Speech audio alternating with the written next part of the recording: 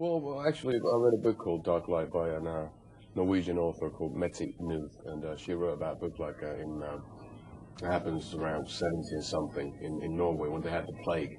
So it's a story of a young girl about the age of 12 getting the plague and being removed from society to a plague hospital, and like basically having to learn all the values in life within those 2 years while her fingers are dropping off and there's only death around her and she's trying to find out. It's sad, but it's very hopeful. There's some light at the end of the tunnel. So she's trying to kind of like find her God, something to believe in within, or within that realm of just death and dying and people losing their faith in life in general. So I find that really inspiring, and I wrote a song called Dark Light. And then at the end of the day, we have a couple of different ideas, but we thought that as this new album was the first properly released album in the States, Southern America, Canada, Australia, New Zealand, Japan, we thought that it's cool because the band's name is such a short and simple thing, a hymn.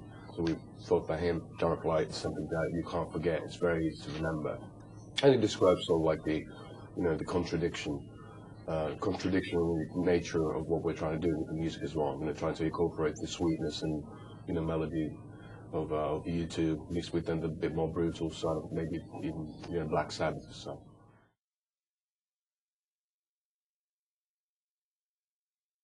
It did back in the day. We started off as His Infernal Majesty. We wanted like a really spooky name in the vein of Black Sabbath, and we played this like 70s rip-off type of thing with wearing bell bottoms and all that. And then we shortened it up, and we had a bit of a name at the club circuit in Finland, in Helsinki. So we thought that it's more useful to use the same name when we started working on the real proper band. And actually, I just met Ollie a few months ago, and he said that His Infernal Majesty is an absolutely fantastic title for a band. So now I'm starting to believe in it again.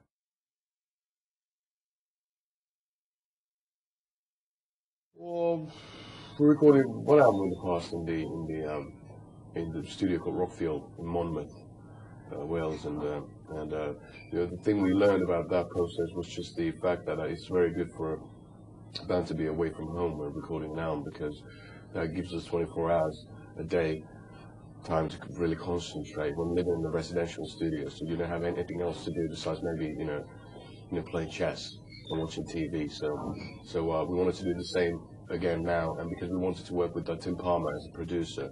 He's an Englishman, but he's been living for the past 10 years in Los Angeles, and he scouted this beautiful old mansion that used to be actually a nunnery, and on the top of a hill in Silver Lake, just like half an hour drive away from the seedy Sunset Strip. And we thought that's a beautiful idea also because Warner Music's their headquarters is in Burbank, California, and then we recorded the album there for within 2 months, and then flew over to Electric Lady to mix it in New York, because Sire's headquarters are in New York. So it was kind of like us introducing ourselves and our method of working to the record company people, and on the other hand also living one dream. When we started out being like 5 finished bastards, hoping that we'd get somewhere one day.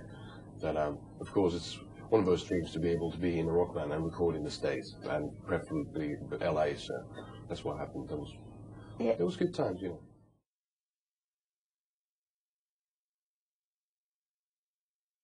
Well, kind of. I think more actually. It's hard to say. Most of us are schoolmates, so we've been knowing each other from maybe when we were like 9 or 10 years old. I played music around 20 years, so we've been playing in different bands together before. So it wasn't kind of. It's hard to say when we all started. I'd say in the womb.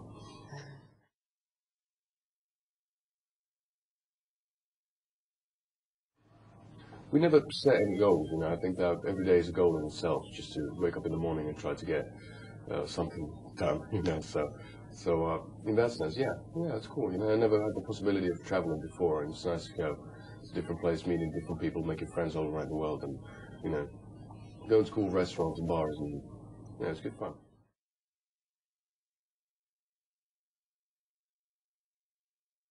Well, it keeps on changing. At times we're very dramatic and inanimate, and at times we're really just pure Iggy Pop and the Stooges kind of, rock your socks off kind of, sweat blood and tears kind of thing. So it keeps on changing, and we're pretty young as a band anyway. We play maybe 400 gigs together, But it's still, you know, it's nice that it still develops and things keep on changing. We just had a new lighting technician, so the visuals are really different from what we've done before. But we'll see. We'll see. It's all depending on the, you know, the audience as well. You know, if they're, you know, shake their buttocks and, you know, sing their arses off, of course, then that reflects on performance as well.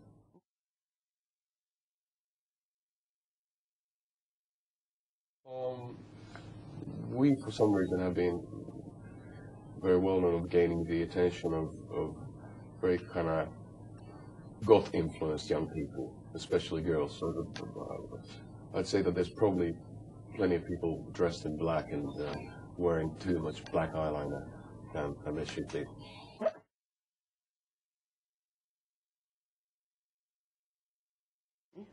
Well, it keeps on changing. It's very weird that when we play, let's say, Warsaw, Poland, when we play there, we play in front of 4,000 12-year-old girls. And then in like certain areas in the world, you know, like let's say when we play Nottingham, there's like people made from 16 to 40 and more like rockers, and then skate kids and a couple of goths every here, you know, here and there.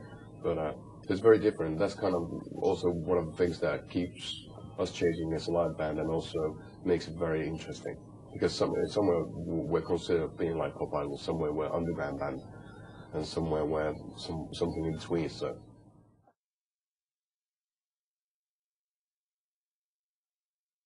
Well, I've always been a big fan of his chosen music for his films. You know, I love Angelo Badalamenti's soundtrack work. You know, and then you know, he was the reason why we picked Wicked Game into our repertoire. You know, when we started out, we have this really rocking version of Chris Isaac's Wicked Game, and I heard it for the first time in Wild at Heart by David Lynch. And now I just heard that David Lynch's grandfather is Finnish, so that might explain a bit of the weirdness, you know, because Finns, when they are artistically involved with something, it always tends to be a bit left of the center. It's never the, you know, the pure mainstream, you know, poppy thing. There seems to be always something weird happening. So that's one of the reasons why, you know, I love Tim Burton as well. And, you know, a lot of different, not necessarily directors so much, but certain films from certain periods, and Hitchcock, of course.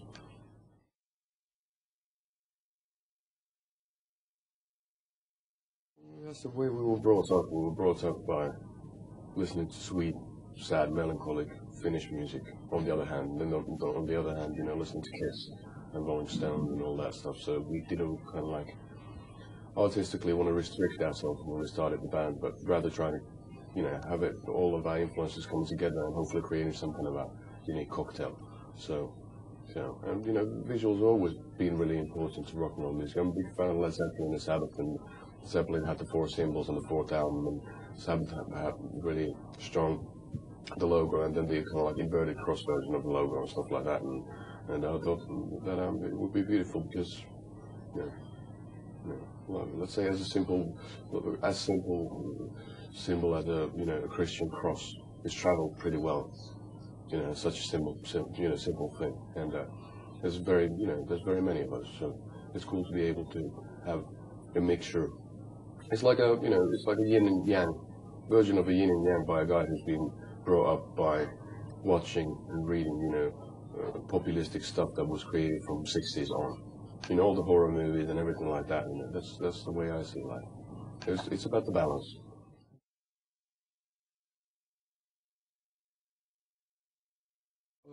I think it's about educating yourself.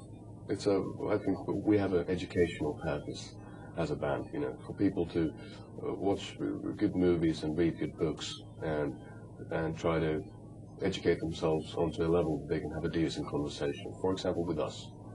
So we are really happy that most of the people that have been following us around seem to be pretty intellectual in a positive way. So. Of course, you know, the way you look is very important as well, you know, because through that you represent your thoughts and your place in life and how you feel and what forces you are fighting against.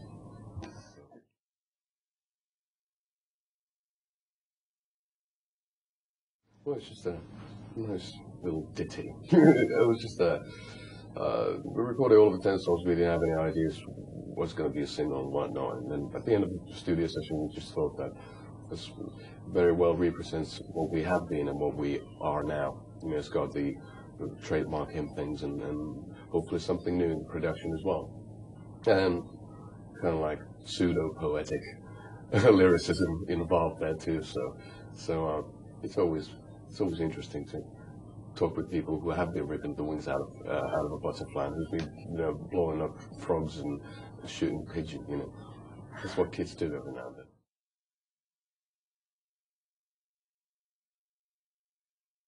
Well, now we had the great opportunity for Wings of Butterfly's first single. We did the first video for that particular track, and we're now planning on to do Killing Anonymous, which is second, but I'm not sure when it's going to happen and where. But the first one was directed by a fellow called Mayet Avis, an Irishman, who's been working, for example, with U2. He's done all the classic, like With or Without You, the black and white one. I think Where the Streets Have No Name, stuff like that. And now he just finished shooting his first, or directing his first feature-length film, stuff like that. And he was just a crazy artistic fella, looking a bit like Albert Einstein, you know, with crazy grey hair and very spooky ideas. And that's the reason why we wanted to use it. We shot it in an old train station called Union Station in downtown Los Angeles, and a peculiar place because it's been also used for one of my favorite films of all time, which is Blade Runner. So it was kind of cool being there. It was a night shoot, so it was good for me too, because I hate waking up, 5 o'clock in the morning. So instead of that, we got to stay up until 5 o'clock in the morning. So that was good fun. Drinking beer and enjoying the moment. But it's very hard to explain. It's kind of psychedelic. We're performing through these old weird lenses, and there's like technology that doesn't really exist, and you got to see it for yourself. But it's visually, it's pretty dark, but it's pretty cinematic at the same time. And cinematic was the key word for the whole album anyway.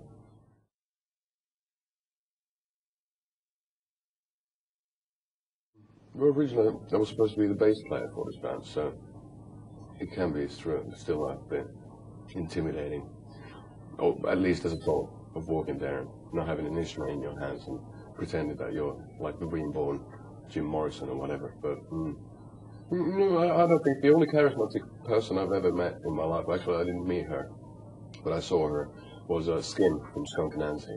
We were playing this festival somewhere in Europe, and had this big backstage area, all the artists were there hanging out, and then she came out, she was there like 30 feet that way, like just came out, started opening up her voice, and all of a sudden everybody's heads turned. All big bands of people heads just turned that way, even they couldn't hear anything what she was doing. She was just so, magnetic with her appearance.